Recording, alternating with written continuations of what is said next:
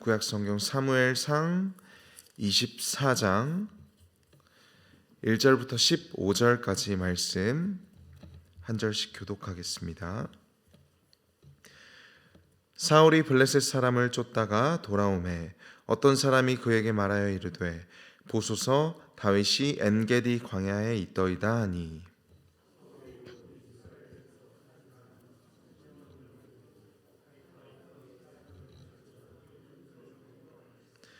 길가 양의 우리에 이른즉 굴이 있는지라 사울이 뒤를 보러 들어가니라 다윗과 그의 사람들이 그 굴 깊은 곳에 있더니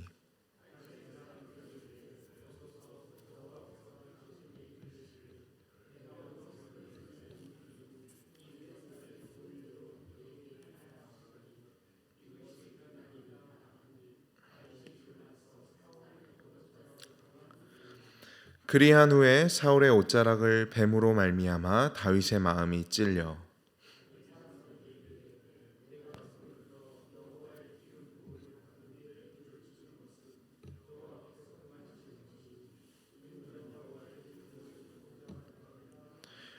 다윗이 이 말로 자기 사람들을 금하여 사울을 해하지 못하게 하니라. 사울이 일어나 굴에서 나가 자기 길을 가니라.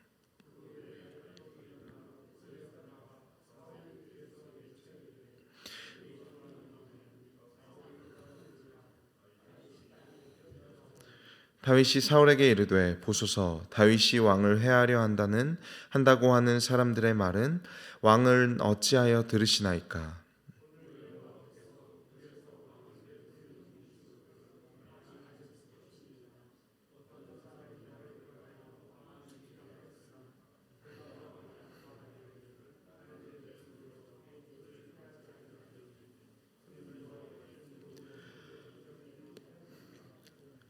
내 아버지여 보소서 내 손에 있는 왕의 옷자락을 보소서 내가 왕을 죽이지 아니하고 겉옷 자락만 베었은즉 내 손에 악이나 죄과가 없는 줄을 오늘 아실지니이다.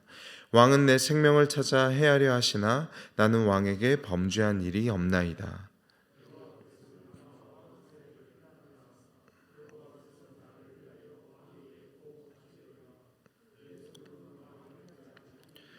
이에 속담에 말하기를 악은 악인에게서 난다 하였으니 내 손이 왕을 해하지 아니하리이다.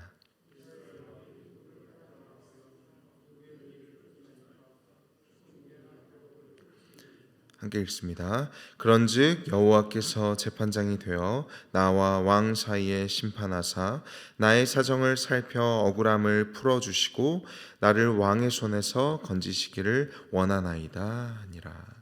아멘.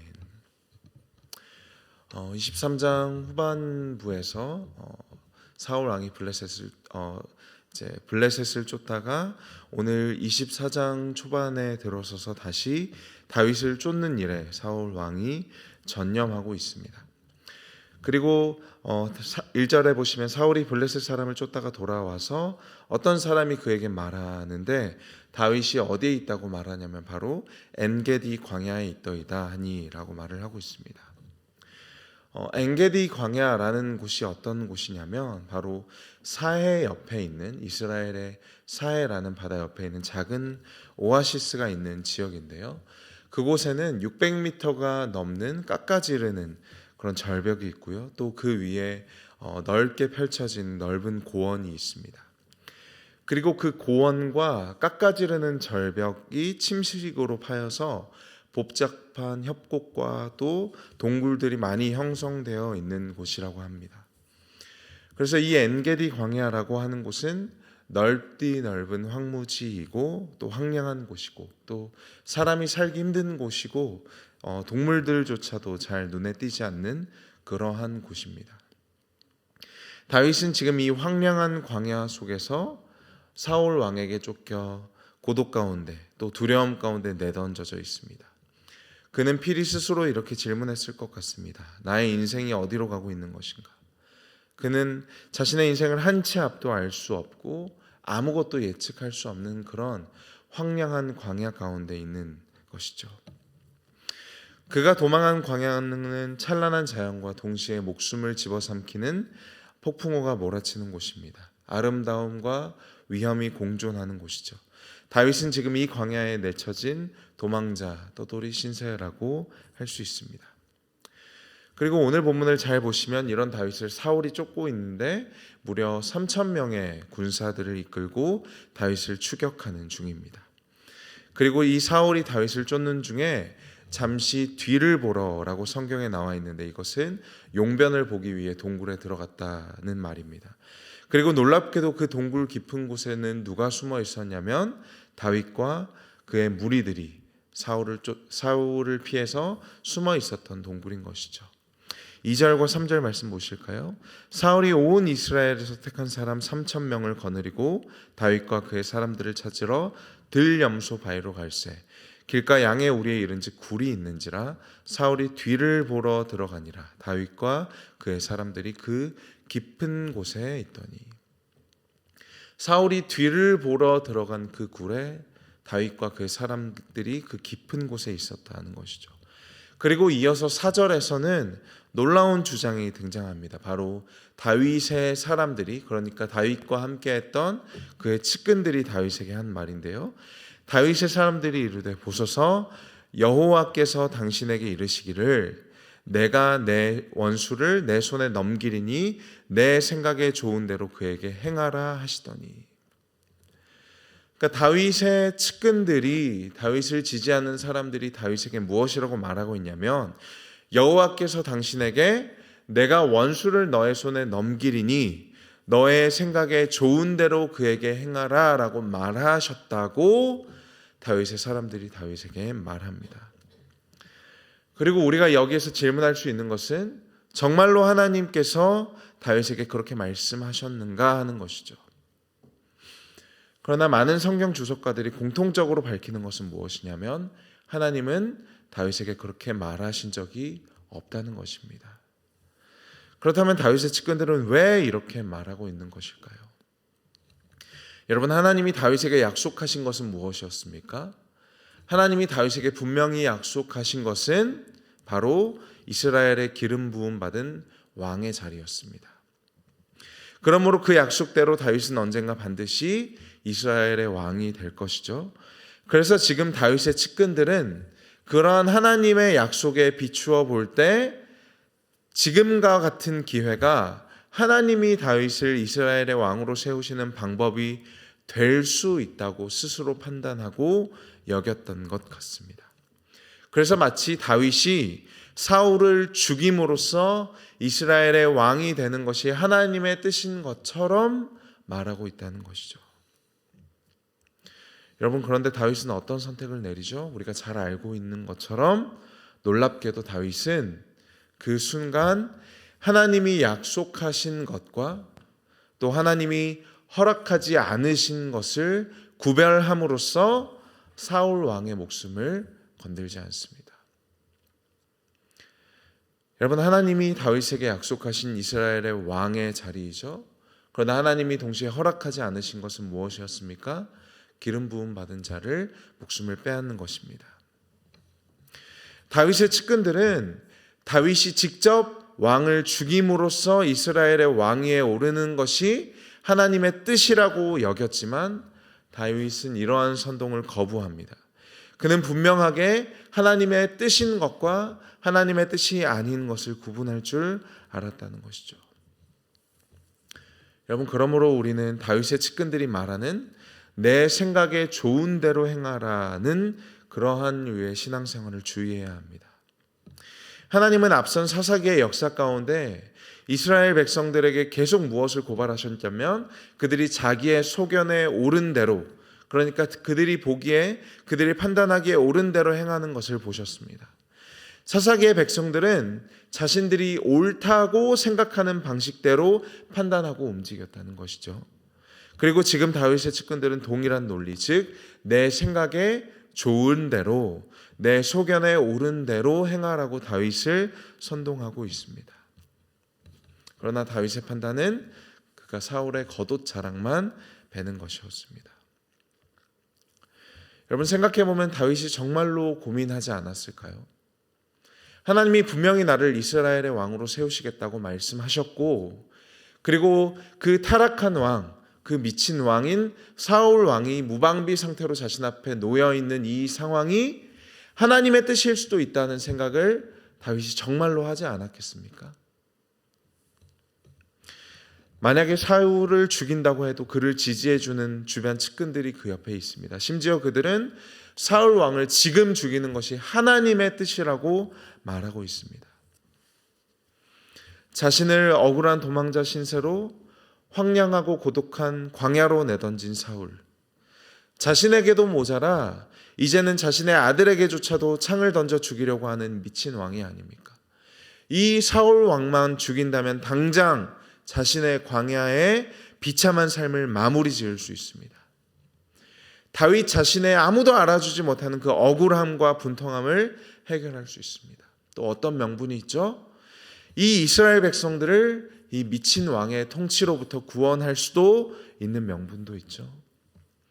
정말로 사울 왕을 죽여야 하는 수많은 명분들이 있지만 다윗은 그렇게 하지 않습니다. 왜 그렇죠? 사울을 죽이지 않아야 하는 단 한 가지 이유 때문에, 단 한 가지 이유, 그가 하나님의 기름 부음 받은 자이고 하나님의 기름 부음 받은 자의 목숨을 해야 하는 것을 하나님이 허락하지 않으셨기 때문입니다. 그리고 우리가 잘 아는 것처럼 이 사건이 있고 얼마 후에 십에 있는 하길라 산에서 비슷한 상황이 사무엘상 26장에 다시 연출되죠. 야밤에 사울의 진영에 잠입한 다윗은 무방비 상태로 잠에 골아떨어진 사울을 다시 한번 발견합니다. 그리고 그때에도 다윗은 사울을 죽일 수 있었지만 그렇게 하지 않습니다. 그때에도 이유는 동일하죠. 사울 왕이 하나님의 기름 부음 받은 자였기 때문입니다.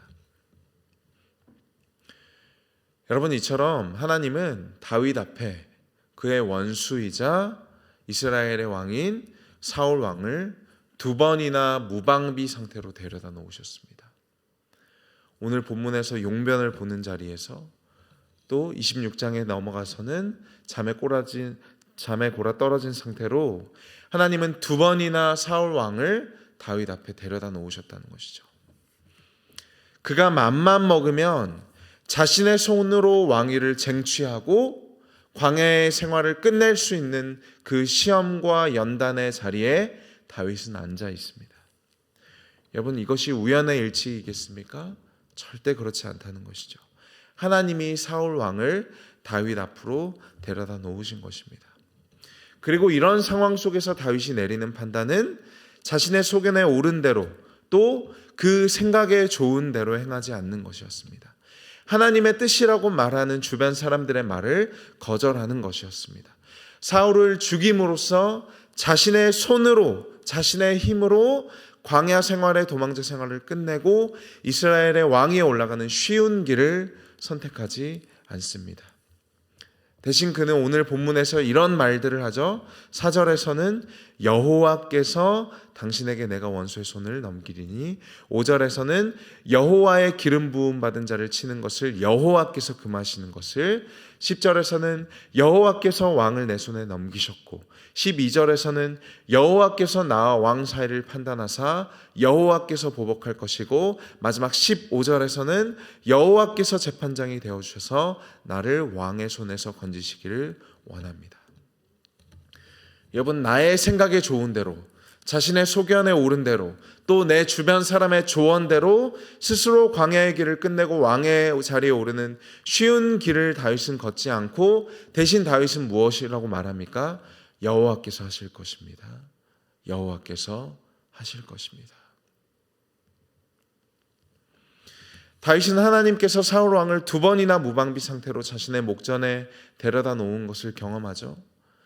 그리고 이 경험을 통해서 자신이 정말로 두려워해야 할 대상은 뒷일을 보러 동굴에 들어왔다가 자신의 손에 죽을 뻔한, 그리고 또 자신이 진영에서 잠에 골아 떨어져 무방비하게 목숨이 노출된 사울 왕 따위가 아니라는 것을 깨달았을 것입니다. 다윗이 정말로 두려워하고 경외해야 할 대상은 그가 앞서 말한 것처럼 사자나 곰이나 골리앗이나, 그리고 오늘 본문에서 다윗을 쫓고 있는 사울 왕 같은 대상이 아니라 바로 여호와 하나님이셨죠. 다윗이 정말로 의지해야 했던 무기는 골리앗과 싸우기 위해 사울 왕이 내어주었던 단단한 갑옷이나 방패, 검과 창과 같은 것이 아니었습니다. 다윗의 정말 진실한 무기는 여호와 하나님이셨죠. 다윗이 정말로 피난해야 할 피난처는 엔게디 협곡의 수많은 동굴들이 아니었습니다. 그가 수많은 구체적인 위험과 또 유혹에 직면할 때마다 그가 피할 피난처는 여호와 하나님이셨던 것이죠. 여러분, 다윗은 이것을 배우고 있는 것입니다. 광야에서, 그 고독함 속에서 무엇 하나 의지할 곳 없고 원수들은 끊임없이 자신들의 뒤를 쫓는 그 광야에서 다윗은 무엇을 배우고 있냐면, 정말로 자신이 두려워해야 할 대상, 정말로 자신이 의지할 만한 방패와 무기, 정말로 자신이 피할 피난처이신 여호와 하나님을 만나고 있는 것이죠. 그리고 그의 이러한 신앙은 그가 사울의 겉옷 자락만을 베는 것으로 고백되어지고 있습니다. 여러분, 다윗은 자신을 언젠가 이스라엘의 왕의 자리에 세우시겠다고 약속하신 그 하나님의 약속은 붙잡고 하나님이 허락하지 않으신 일, 즉 기름 부음 받은 사울 왕을 죽이는 그 일은 거절합니다. 광야에서 다윗은 그렇게 하나님과 동행하며 하나님의 약속을 붙잡고 하나님의 말씀에 순종합니다. 이 광야라는 무대에서 사울이라는 인물은 오직 다윗을 잡을 생각에 다윗을 쫓아 달려갔고 오직 그 마음에는 살인만을 생각하고 있지만, 동일한 광야라는 무대에서 다윗은 하나님을 발견하고 하나님을 의지하며 하나님과 동행하고 있습니다. 여러분, 오늘 주어진 하루를 살아가실 때, 때로는 우리에게 주어진 상황적인 광야를 만날 때, 여러분, 이 다윗의 고백, 여호와께서 하실 것입니다 라는 이 고백이 저와 여러분의 고백이 되기를 간절히 소망합니다. 여호와가 우리의 피할 피난처이시고 여호와가 우리의 바위이시며 우리의 갑옷과 방패와 무기가 되어 주십니다. 정말로 우리가 두려워해야 할 대상은 우리 인생에 들이닥치는 고난과 또 질병과 가난과 경제적인 어려움 같은 것들이 아니라 그 모든 것들을 주관하고 인도하시는 여호와 하나님이십니다. 그 하나님이 광야에서 그것을 우리에게 가르쳐주고 계십니다. 그리고 우리와 동행하고 계시고 반드시 하나님의 약속을 우리에게 이루실 줄로 믿으시기를 바랍니다. 기도하겠습니다. 하나님, 감사합니다. 다윗의 모습을 통해 오늘도 우리가 하나님의 약속을 붙잡고 하나님을 의지하며 이 광야 같은 삶 속에서 하나님과 동행하는 방법을 배우게 하시니 감사합니다. 우리의 소견에 옳은 대로, 우리의 생각에 좋은 대로 행하는 것이 아니라 하나님의 약속은 붙잡고 하나님이 허락하지 않은 것은 거절할 수 있는 우리의 신앙이 되게 하여 주시옵소서. 그리하여서 우리의 피난처 되시고 우리의 무기와 갑옷이 되시며 우리가 의지할 바위 되시는 하나님을 오늘도 만나고 그 하나님과 동행하는 우리의 귀한 삶이 되게 하여 주시옵소서. 예수님의 이름으로 기도드립니다. 아멘.